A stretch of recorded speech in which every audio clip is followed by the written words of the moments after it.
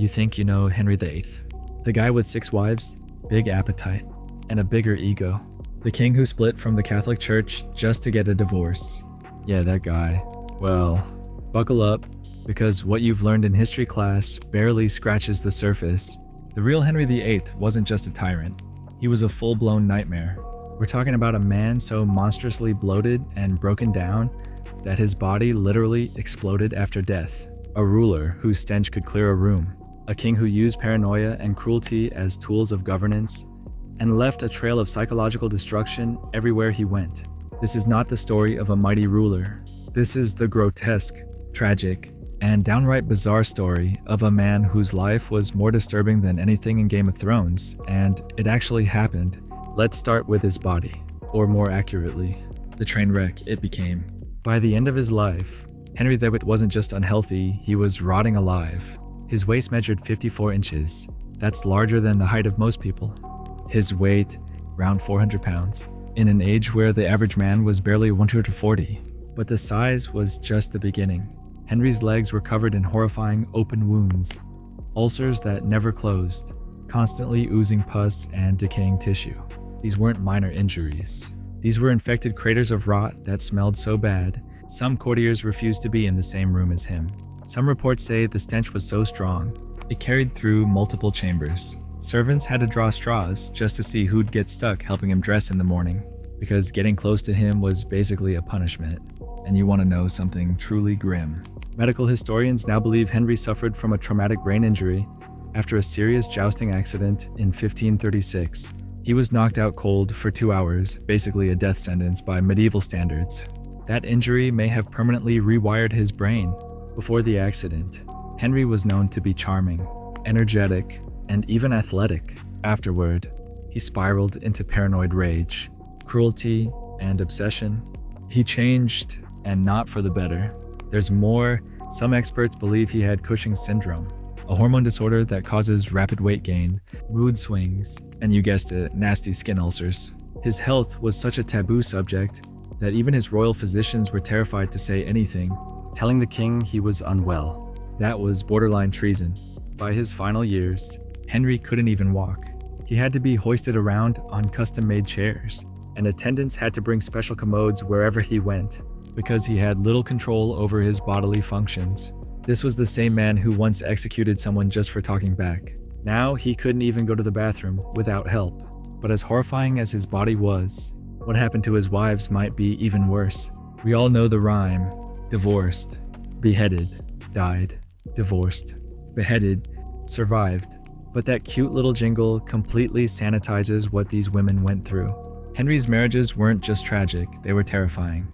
Take Anne Boleyn.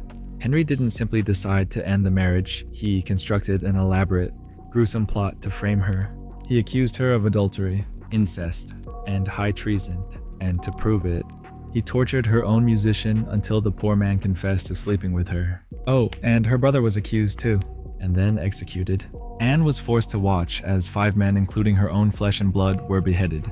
She knew she was next, and she still went to her death maintaining her innocence. Catherine Howard, wife number 5, got it even worse. She was basically a teenager when Henry married her.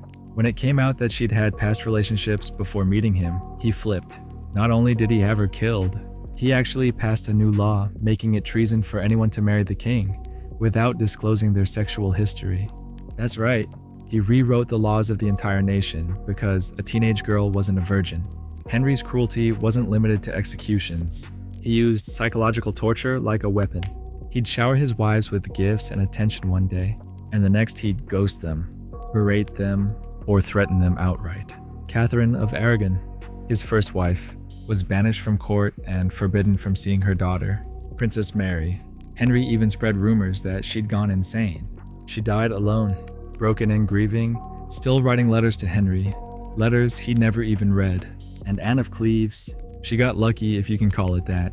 Henry was so repulsed by her appearance that he never consummated the marriage. But instead of killing her, he forced her to agree to a bogus annulment. She had to pretend the marriage never existed, sign humiliating documents, and thank him, literally, thank him for letting her live. Jane Seymour, the only wife to die of natural causes, passed away just days after giving birth to Henry's long-awaited male heir. Did Henry mourn her? Maybe. But within 9 days of her funeral, he was already scouting for his next bride. To Henry, women were tools, wombs, status symbols, and once they failed to meet his impossible standards, they were disposable. And it wasn't just the wives, it was everyone. Henry's court was a place where no one was safe. You could be on top of the world one day, and in the Tower of London the next, executed because of a rumor, a suspicion, or just the king's bad mood. Let's talk about his eating habits. Henry VIII didn't just eat like royalty, he devoured like a black hole. He was a walking appetite with a crown. On average, he consumed around 5 hydrocalories a day. That's more than double what an active man needs. And remember, by this time, Henry could barely move. A typical dinner: an entire roast pig, a few chickens, fish, bread by the loaf, mountains of cheese, sweets, and gallons of wine. Every single day.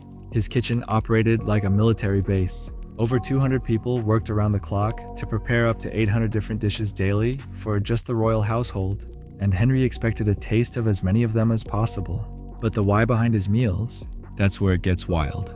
Henry genuinely believed that certain foods had mystical powers. He thought eating swan made him more elegant, that deer meat made him a better hunter, that oysters improved his performance in the bedroom. So he binged on these like they were medieval protein shakes. His meals weren't just indulgent, they were theatrical. Entire crowds would gather to watch him eat, and it could take hours. Picture it, a decaying monarch, sweating through layers of fabric, slowly consuming the daily caloric intake of a village, while everyone watches in silence like it's some sacred rite. And the paranoia, it didn't stop at politics. Every single bite of food was tasted by multiple servants before it touched his lips. And not just tasted, he made them wait 30 minutes after eating, just in case the poison took time to kick in. This man turned dinner into a spy thriller. And the food restrictions. Yeah, he banned commoner food from his court. Turnips, barley, anything associated with the poor, outlawed. Not because it was unhealthy, but because it was beneath him. Meanwhile, he gorged on sugar and fat like a man possessed. And yet somehow this is only part 1 of the madness. Now, if you thought Henry VIII's eating habits were over the top, just wait until you see what paranoia did to him and to the entire country. By the end of his life, Henry wasn't just cautious. He was obsessed. Obsessed with betrayal. Obsessed with being overthrown. Obsessed with enemies hiding in plain sight. He didn't just mistrust his rivals, he didn't trust anyone. Not his advisors, not his friends, not even his own children. Let's start with his bedroom. Most kings might have a few guards posted outside their chambers. Henry, he took it to the extreme.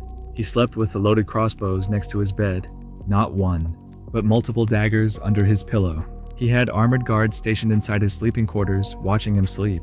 Imagine being so paranoid that you can't even close your eyes unless someone's watching your back. Every night, this guy went to bed prepared for war. And the palaces, they were redesigned to accommodate his fear. Henry ordered the construction of secret passages, hidden escape routes throughout every residence he used. These weren't romantic little tunnels for sneaking off to meet a lover. These were emergency exits in case assassins came for him in the middle of the night. He had peepholes built into walls so he could spy on courtiers, and installed rudimentary listening holes in meeting rooms to eavesdrop on conversations. The guy turned royal buildings into haunted houses of suspicion. But here's where it gets really twisted. Henry built an entire network of spies. And not just to gather intelligence, his spies were spying on each other. No one knew who was loyal, who was double-crossing, or who was reporting back to the king. This created a culture of fear that was so intense. People were afraid to speak at court. Say the wrong thing to the wrong person, and boom, you're gone. Executed. Just for a whisper. And his food paranoia, it evolved into full-on madness. Not only were multiple tasters involved in every meal, but the kitchens themselves became secure zones. Guards stood watch as every ingredient was tested. The salt, the wine, even the water had to be inspected. His meals were prepared in sealed rooms, with layers of oversight, like he was running a top-secret military operation, not just trying to eat lunch. This wasn't just about caution, it was delusion. Henry truly believed people were out to get him, all the time. And when a man with absolute power becomes that paranoid, people start dying for no reason. He even suspected his own children of betrayal. Princess Mary and Princess Elizabeth Just girls at the time were monitored by spies, not nannies, spies. He believed they might one day rise against him. So instead of raising heirs, he raised potential enemies. It reached a point where people were being arrested and executed for crimes they hadn't even committed yet. Henry would order someone's death just because he had a dream they were disloyal, or because someone mentioned, "Hey, that guy looks suspicious." That was enough. Off with their heads. The Tower of London became a revolving door of terror. One moment, you're a trusted noble. The next, you're locked up, awaiting execution for reasons no one will ever explain. It was impossible to stay safe. Everyone walked on eggshells. Even Henry's closest advisors lived in fear that a single misstep could mean death. And that fear, it spread. His paranoia infected the entire court like a virus. Nobles began spying on other nobles. Servants ratted out their masters. Families turned against each other. It was a court of whispers, lies, and betrayal engineered by a man who trusted no one but himself. And speaking of betrayal, Henry VIII's body wasn't done making life miserable for everyone, not even in death. Let's talk about how this king went out. By the final months of his life, Henry was physically falling apart. Literally, he couldn't walk, he couldn't stand. His leg ulcers had become so infected that pieces of dead, blackened flesh would fall off as his servants tried to move him. They had to follow behind him with cloths just to pick up the decaying chunks of their king. If that isn't a horror movie, I don't know what is. He spent his final days being wheeled around in a specially designed chair with pulleys and wheels, like some kind of medieval forklift for humans. His legs were wrapped in bandages, not to heal the wounds, but to try and contain the stench. Even his doctors, who were used to medieval-level gore, struggled to stay in the room with him. When he finally died, the scene was so horrific. People couldn't even bring themselves to check if he was really gone. No one wanted to get close enough to confirm. He had become something monstrous. The body was swollen, misshapen, and bloated to the point that his skin stretched tight like overfilled dough, and the smell unbearable. But we're not done, because Henry's body kept going, literally. His corpse had to be sealed in a coffin reinforced with lead and wrapped in cloth to try and hold in the gases from internal decomposition. They thought that would contain it. They were wrong. During the funeral procession to Windsor Castle, something unthinkable happened. His coffin exploded. You heard that right. The internal pressure from the buildup of gases burst the lead lining, and his decaying remains splattered throughout the inside of the hearse. The stench was so bad that the procession had to stop so servants could clean up the royal mess with buckets and rags. And if you've got a strong stomach, here's the kicker. Dogs were reportedly seen licking up the remains of Henry VIII that had leaked onto the road. The most powerful man in England, the king who claimed divine right, ended up as roadkill buffet. Even his burial was a disaster. They had to dig his grave wider than normal just to fit his bloated coffin.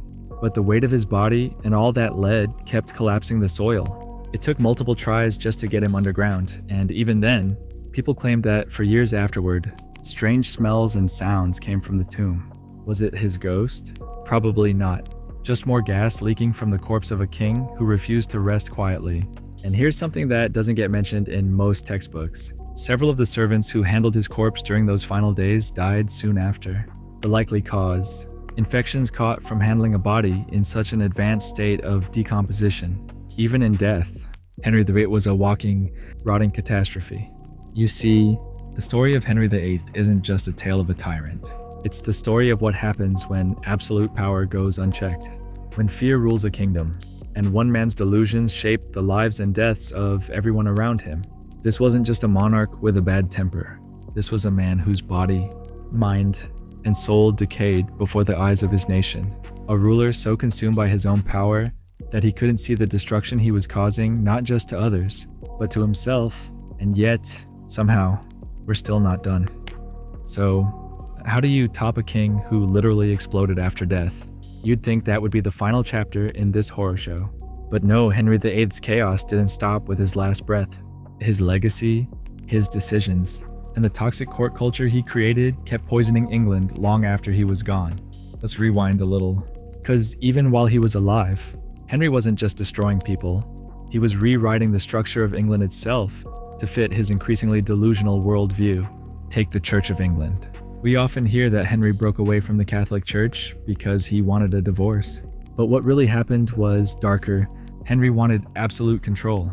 He didn't just want to leave the church, he wanted to become the church. When the Pope said no to his divorce, Henry declared himself head of the new Church of England. That meant he was both king and spiritual leader. If you defied him, you weren't just disagreeing with the monarch, you were committing heresy, and people paid the price. Monasteries were stripped and looted. Religious figures were executed, books were banned, entire belief systems were outlawed overnight, all because Henry wanted a new wife. And this wasn't some peaceful religious transition, it was a violent upheaval that left thousands dead and the nation fractured. But it wasn't just religion, it was the government, the justice system, the culture, everything was reshaped to serve one man's ego. Laws were rewritten on the fly. Treason became so broadly defined that almost anything could qualify. Say the king's marriage was invalid. Treason. Complain about taxes. Treason. Write a letter that might be interpreted as critical of the king. Congratulations, you're now a threat to the realm. This wasn't leadership. It was tyranny wrapped in ceremony. And the worst part, Henry didn't just corrupt institutions. He broke people. The trauma he inflicted on his family, his court, and his country didn't end when he died. It haunted generations. Let's look at his children. Mary, his daughter with Catherine of Aragon, grew up watching her mother be discarded and dishonored. Henry declared Mary illegitimate, stripped her of her title, and refused to let her see her mother again before she died. That kind of psychological damage doesn't go away. Later in life, Mary became Bloody Mary, infamous for burning Protestants at the stake. But ask yourself, was she always a fanatic? Or was she shaped by a lifetime of trauma at the hands of a father who taught her that cruelty was power? Elizabeth, daughter of Anne Boleyn, learned from an early age that women at court were pawns and disposable ones at that. Her mother was beheaded before Elizabeth was even 3 years old. Like Mary, she was declared illegitimate. She grew up navigating a world where one wrong word could cost you your head. And yet, she survived, she endured, but the cold, calculating persona Elizabeth later adopted as queen.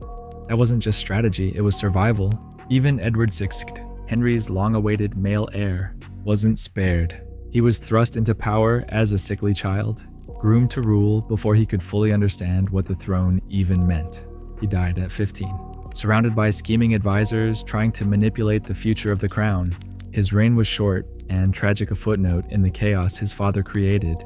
And beyond the royal family, Henry's court became a place where truth didn't matter. Loyalty was performative. Integrity got you killed. People survived by becoming whoever the king needed them to be until he didn't need them anymore. And then they disappeared. You might think this sounds like a dystopian novel, but it wasn't fiction. It was history. Real people lived and died under the rule of a man whose greatest enemy was reality itself. Even in the arts, Henry's influence warped everything. Portraits of him were carefully crafted to make him look strong and powerful. Long after he was bloated and nearly immobile, propaganda was everywhere. Artists, poets, musicians, they were all expected to praise the king or stay silent. Dissent was erased. Reality was rewritten. And what's most terrifying of all is how easily power insulated him. Despite his obvious decline, despite the rotting flesh, the public cruelty, the unhinged behavior, people still bowed, still obeyed, still feared. No one stopped him. No one could stop him. Because Henry VIII wasn't just a king. He was a system, a machine of fear, indulgence, and control. And when he died, that machine didn't shut down. The gears just kept turning. His policies and paranoia outlived him. His religious upheaval continued to divide the country. His children inherited not only the crown, but the psychological wreckage of a man who treated his family like chess pieces and his people like pawns in his own internal war. Even centuries later, we romanticize his reign. We put him on mugs. We turn his life into musicals and miniseries. We reduce his 6 wives to a punchline and forget that real people were tortured, killed, and erased under his rule. That's the disturbing part. Because when we forget how bad it really was, we risk repeating it. So the next time someone tells you that history is boring, or that Henry VIII was just some over-the-top monarch with a bunch of wives, remember this. He was a walking disaster. A man who let his own body rot while pretending to be immortal. A king who weaponized love, religion, and law to serve his appetites.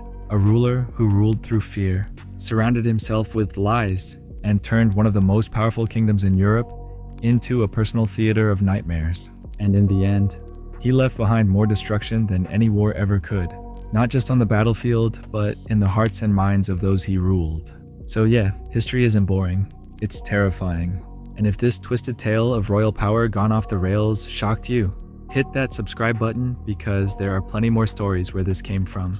Stories your textbook skipped, stories they don't want you to know. And trust me, Henry Thepti was just the beginning.